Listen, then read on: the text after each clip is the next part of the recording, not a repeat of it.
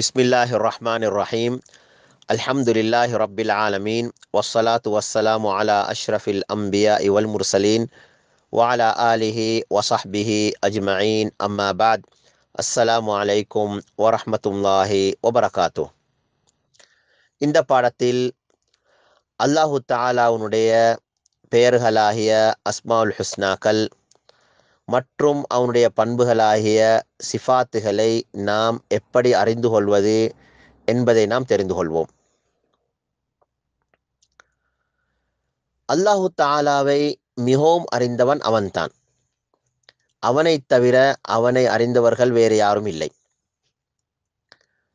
அல்லாஹு தஆலாவுக்கு அடுத்ததாக அவனை மிகவும் அறிந்தவர் ரசூலுல்லாஹி ஸல்லல்லாஹு அலைஹி வஸல்லம் அவர்கள்.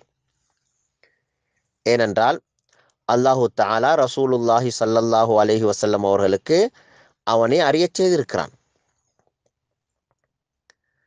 எனவே அல்லாஹு தஆலா அவனுக்கு என்னென்ன பெயர்கள் இருக்கிறதாக, என்னென்ன பண்புகள் இருக்கிறதாக கூறியிருக்கிறானோ அவைகள்தான் அவனுடைய பெயர்களும் அவனுடைய பண்புகளும்.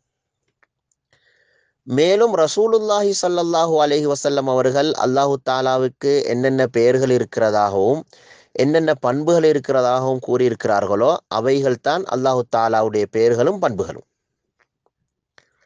அதே போன்று அல்லாஹு தஆலா என்னென்ன பண்புகள் அல்லாஹு தஆலாவுக்கு இல்லைன்னு கூறியிருக்கிறானோ அவைகள் அவனுடைய பண்புகளும் அல்ல. ரசூலுல்லாஹி ஸல்லல்லாஹு அலைஹி வஸல்லம் அவர்கள் அல்லாஹு தஆலாவுக்கு என்னென்ன பண்புகள் இல்லைன்னு கூறியிருக்கிறார்களோ அவைகளும் அவனுடைய பண்புகளும் அல்ல.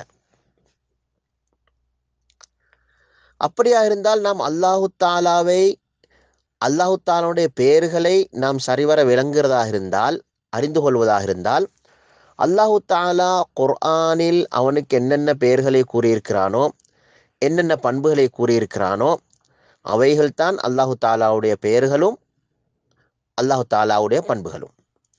மேலும் ரசூலுல்லாஹி ஸல்லல்லாஹு அலைஹி வஸல்லம் அவர்கள் அவர்களுடைய ஆதாரபூர்வமான ஹதீஸ்களில் என்னென்ன பெயர்களை கூறியிருக்கிறார்களோ, என்னென்ன பண்புகளை கூறியிருக்கிறார்களோ அவைகள்தான் அல்லாஹு தஆலாவுடைய பெயர்களும் பண்புகளும்.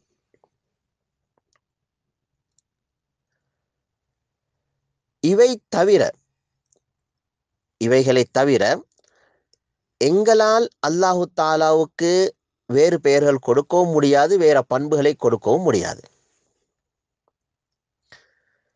நாம் அல்லாஹு தஆலாவை சரிவர விளங்குறதாக இருந்தால் அல்லாஹு தஆலாவுடைய பெயர்களையும் பண்புகளையும் கொண்டுதான் நாம் சரிவர அவனை விளங்கிக் கொள்ள வேண்டும். நாங்களாக அவனுக்கு பண்புகளையும் பெயர்களையும் கொடுத்து அவனை விளங்க முடியாது. இப்படி செய்வது, அவனுக்கு வேறு பண்புகளை கொடுப்பது அல்லது வேறு பெயர்களை கொடுப்பது அல்லது அவனுக்கு இருக்கக்கூடிய பண்புகளை இல்லாமாக்குவது அல்லது அவனுக்கு இருக்கக்கூடிய பெயர்களை இல்லாமாக்குவது, இவையெல்லாம் தப்பான வழியாகும். இதனுடைய தப்பு குறித்து அல்லாஹு தஆலா சூரத்துல் ஆராஃபில் இதனை பற்றி கூறியிருக்கின்றான். அது பற்றி இன்ஷா அல்லாஹ் அடுத்த பாடத்தில் நாம் தெரிந்து கொள்வோம்.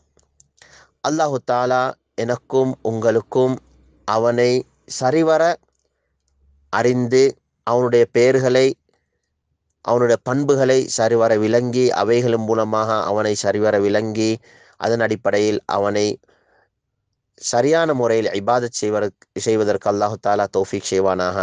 வஆஹிரு தஅவானா அனில் ஹம்துலில்லாஹி ரப்பில் ஆலமீன். வஸ்ஸலாமு அலைக்கும் வரஹ்மத்துல்லாஹி வபரகாத்துஹ்.